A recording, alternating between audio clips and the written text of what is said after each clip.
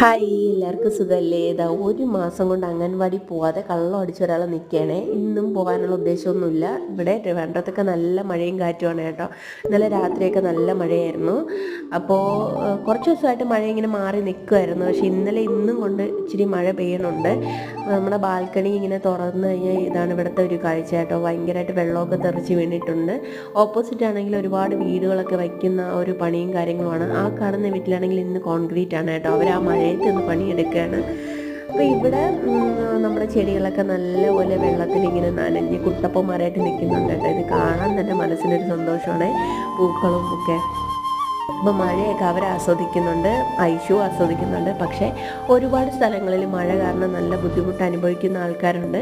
അപ്പോൾ എല്ലാവരും സേഫായിട്ടിരിക്കണം. എല്ലാവർക്കും വേണ്ടി പ്രാർത്ഥിക്കാം. പെട്ടെന്ന് ഈ മഴയൊക്കെ ഒന്ന് മാറി നിന്ന് കഴിഞ്ഞാൽ ഒരുപാട് പേർക്ക് അതൊരു ആശ്വാസമാകും. പുതിയൊരു വീഡിയോ ആയിട്ട് വീണ്ടും കാണാം.